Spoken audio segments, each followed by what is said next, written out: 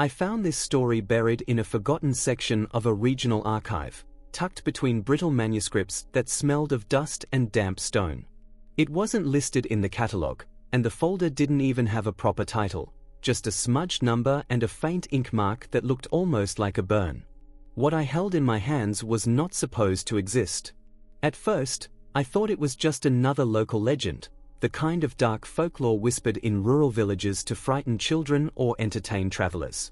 But the deeper I read, the harder it became to dismiss. This wasn't a folktale. It was documented with chilling detail.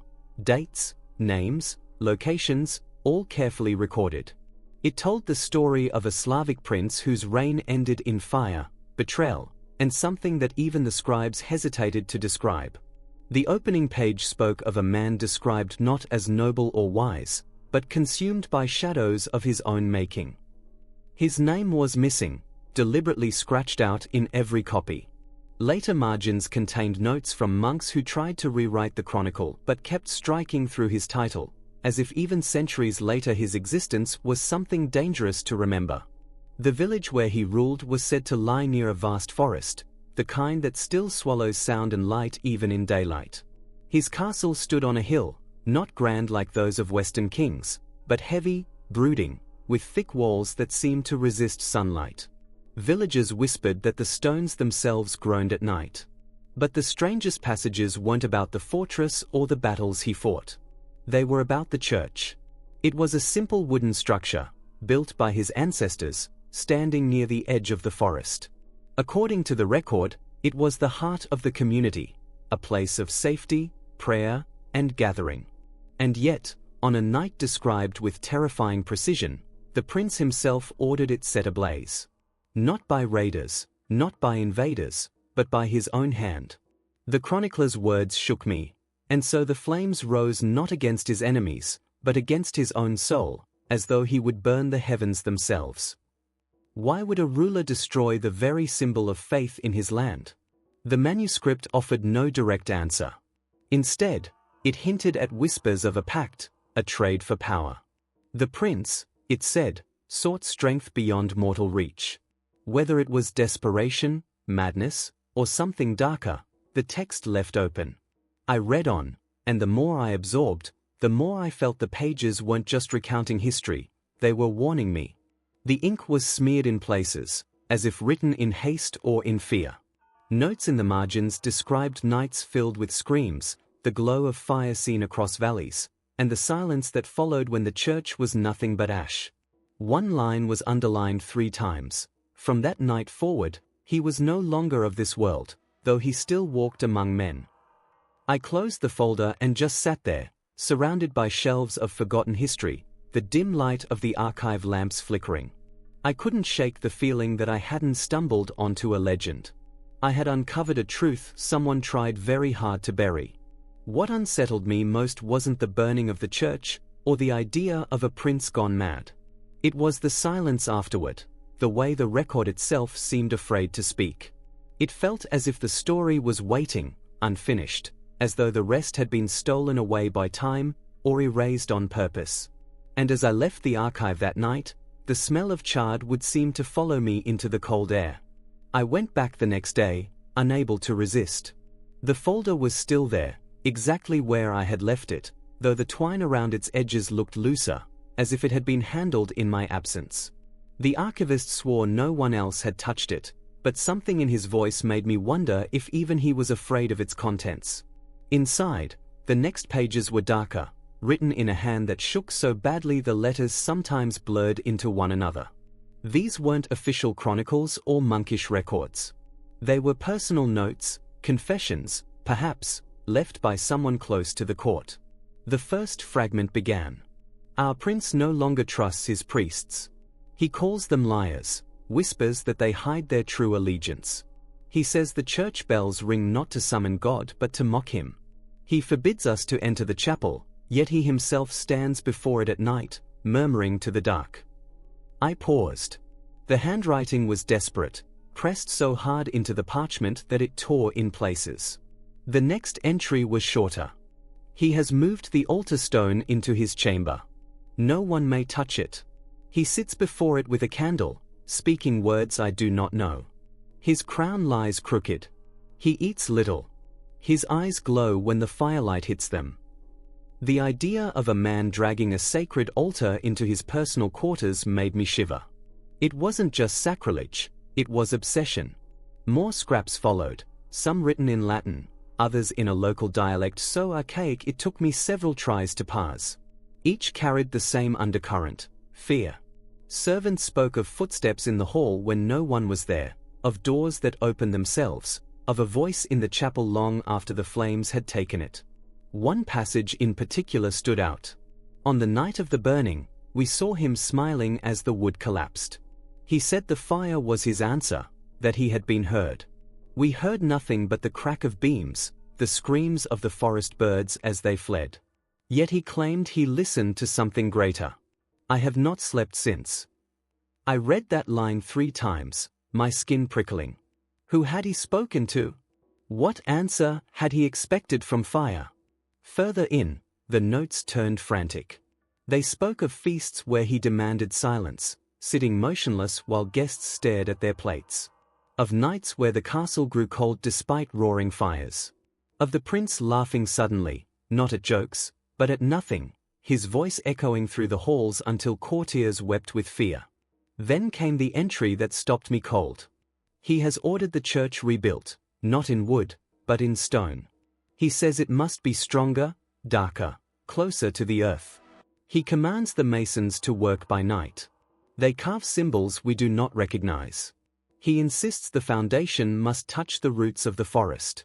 He says it is the only way. I could almost see it, a ruined wooden chapel smoldering, then rising again as something colder, heavier, alien. A church not for worship, but for what? The last scrap was almost illegible, the ink blurred by water or perhaps tears. We no longer pray. We no longer dare.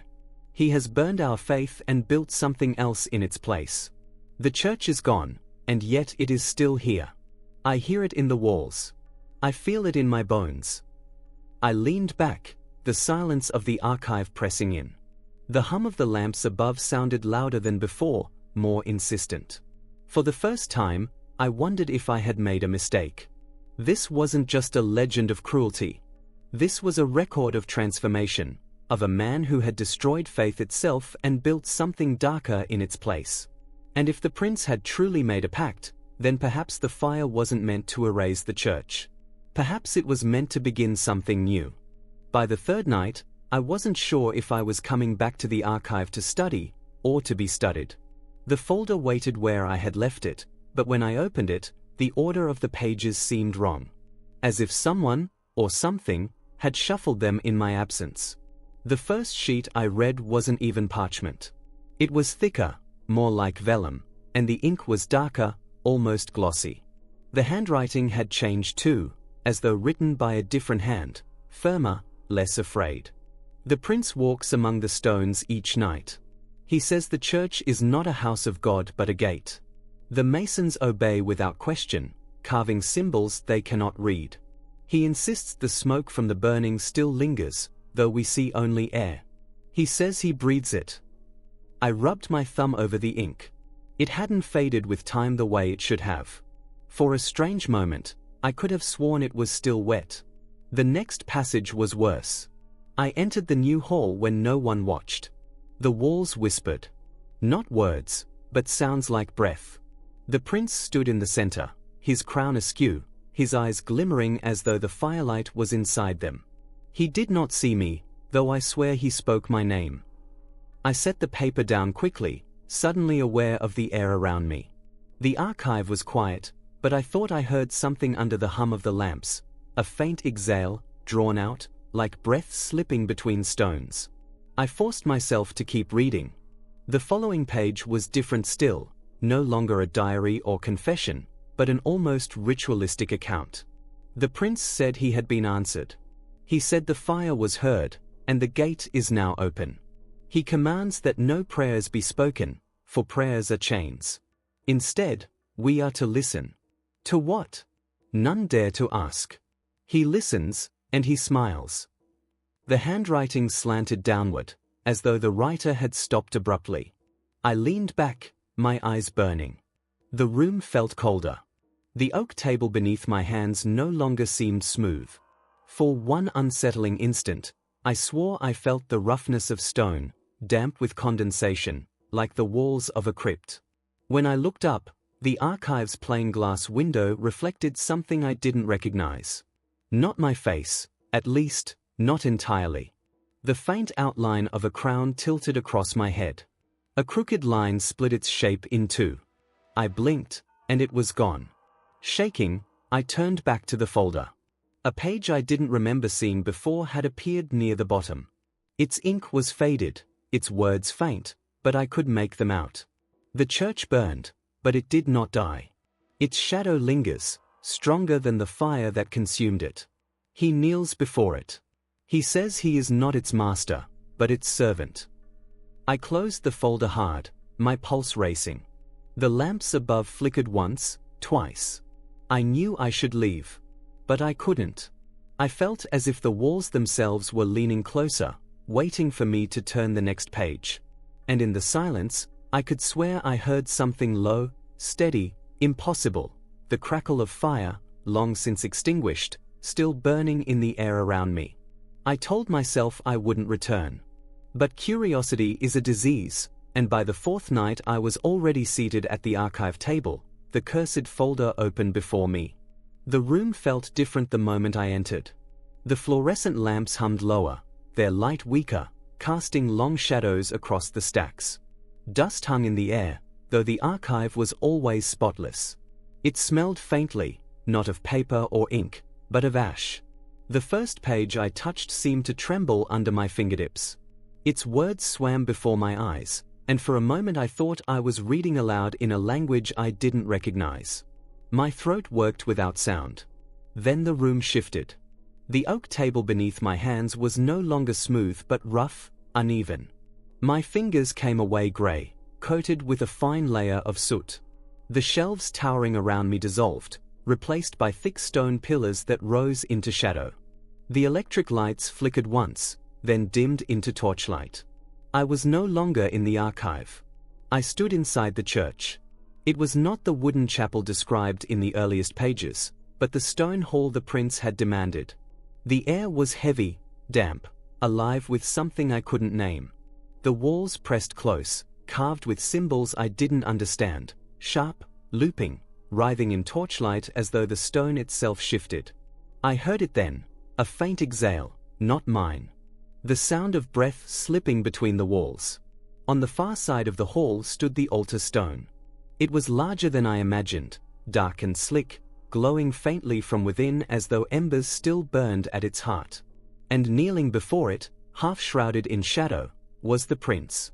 His crown was crooked, a jagged crack splitting the gold. His cloak was heavy with soot, his shoulders stooped. But his eyes, they burned pale, greenish, unearthly. He whispered to the altar, though the words weren't his own. They layered, overlapping, as if more than one voice spoke from his mouth. I froze, my breath caught. He turned his head slightly, not enough to see me but enough that the torchlight glinted off his cracked crown. And then, impossibly, I heard my name. Whispered. Drawn out. I staggered back, but the walls didn't move with me. They pulsed. The carvings along their surfaces bent and twisted, reshaping themselves into faces, half-formed, watching, their mouths opening soundlessly. The prince laughed. Not at me, not at anything I could see, but at whatever he heard in that whispering dark. His voice echoed, hollow and jagged, filling the hall until the torchlight flickered. I pressed my hands to my ears, but the sound wasn't outside, it was inside my head. And then, as suddenly as it began, it ended. I was back in the archive, hunched over the oak table, the folder splayed open before me. The lamps above flickered once more, buzzing back to life. My hands still trembled, smeared faintly with soot. The page I had been reading lay blank. No ink, no words, just an empty surface, faintly warm to the touch. I sat there for a long time, heart pounding, staring at that page. Slowly, almost against my will, faint letters began to appear. They were my own handwriting. The prince kneels before the altar. He whispers, and the shadows answer. He laughs when the fire listens. I pushed the folder away so hard it slid off the table. The sound echoed too loud in the silent room. I should have left then, walked out, never returned. But the truth was already hooked inside me, pulling deeper. I knew I would come back. And I knew the church would be waiting. I didn't sleep that night.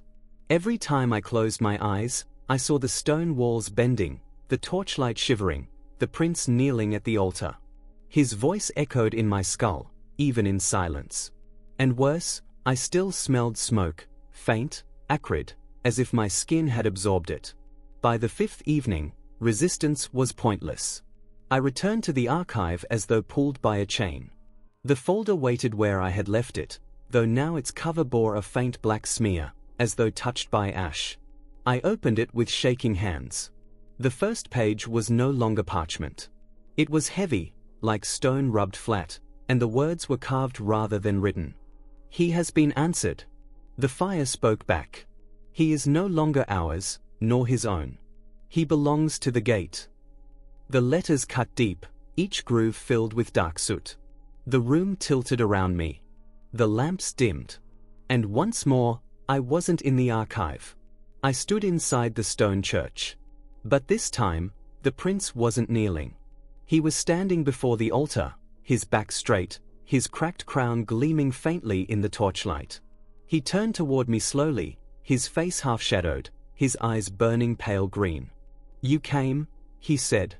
The words weren't on the air. They were inside me, vibrating through bone, echoing behind my teeth. I tried to speak, but no sound came. He stepped closer, his cloak dragging across the stone, leaving a faint trail of ash. The carvings on the walls writhed in the corner of my sight, faces bending forward, watching. "You've read what they feared to write," the prince continued. "You've heard what they dared not hear. The fire doesn't consume. It teaches." He stopped a few feet away, close enough that I could see the jagged crack in his crown widening, pulsing faintly like a wound. "They tried to erase me," he said, voice cold and hollow. "But you found me. You opened the door." I shook my head, backing toward the wall. My hand brushed against the stone carvings, warm, damp, almost alive. They shifted under my touch. I pulled away, heart hammering. "You don't understand," I whispered. His lips twisted into something between a smile and a grimace. "You will." The altar behind him flared faintly, the glow within it deepening from red to a sickly green. Shadows spilled across the floor, lengthening, curling like smoke. "Listen," he commanded. At first I heard nothing. Then, layered whispers, rising and falling, speaking in no language I knew. They filled the church, pressed into my skull, wrapping around my thoughts until I couldn't tell where they ended and I began. The prince's laughter cut through, sharp and jagged. "You hear it, don't you?" His eyes gleamed. "Once you hear it, you belong to it. Just as I do." I clutched at my head, the voices pulsing with each heartbeat. The air thickened, heavy with smoke, impossible to breathe. Then, suddenly, silence. The prince stood before me, closer now, his face pale, his crown cracked wide. He leaned in until his breath chilled my skin. "The gate does not close," he whispered. The torches flared, the walls bent inward, and I was back in the archive, collapsed against the oak table, gasping. The folder lay open before me. On its last page, in dark fresh ink, a line had appeared. "He has found another." I didn't tell anyone. How could I? What proof did I have? A folder that seemed to change itself? Pages that wrote in my own hand? Whispers that pressed against my skull until I thought I would break. For 3 nights I stayed away from the archive. I told myself it was finished. That the prince belonged to the past, that I had only imagined the voices, the suit, the crown's crack widening in the torchlight. But the silence was worse.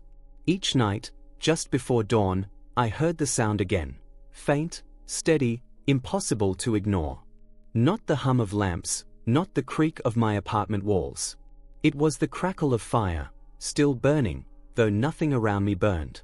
And always, beneath it, a voice. Sometimes laughter, sometimes a whisper. Sometimes my own name. On the fourth morning, the folder was waiting on my desk. I don't remember bringing it home. Its cover was darker now, smudged with ash. I touched it, and my fingers came away black. Inside, the pages were blank. Every single one. I should have felt relief. But as I watched, faint words bled slowly across the parchment. My stomach turned cold. It wasn't the prince's words. It wasn't the scribe's. It was mine. He has burned the church. He has built another. He listens, and the shadows answer. He is no longer his own. I slammed it shut. My handwriting, looping and familiar, had betrayed me. I wanted to throw it into the fire, but the thought stopped me cold. What if fire doesn't destroy it? What if fire is the very thing that feeds it? I left the folder closed on my desk. I tried to ignore it. Yet every time I passed, I swore I felt heat radiating from it. At night, I saw faint green light leaking from its edges. And then the dreams returned. I dreamed of the stone church, its walls alive with shifting carvings, its altar glowing faintly from within. The prince stood before it, his cracked crown crooked, his laughter hollow. But now, when I woke, my reflection in the mirror was wrong. For an instant, I thought I saw gold across my brow, jagged and broken. A line splitting the metal in two. My eyes caught the light strangely, pale, almost glowing. I told myself it was exhaustion. That I had stared too long at shadows, let the story consume me. But deep down, I know better. The chronicles tried to erase him. The scribes struck out his name. The villagers whispered but never wrote. They thought silence would bury him. It didn't. I found him. Or maybe he found me. Now, the folder waits. Sometimes I open it, though I don't want to. Each time, the words are clearer. Each time, they are more mine than his. The last page holds only one line, written in fresh, wet ink that never dries.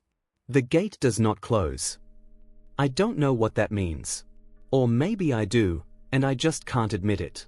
All I know is this: the fire still burns. The church is still here. And when I listen closely, too closely, I hear it answer.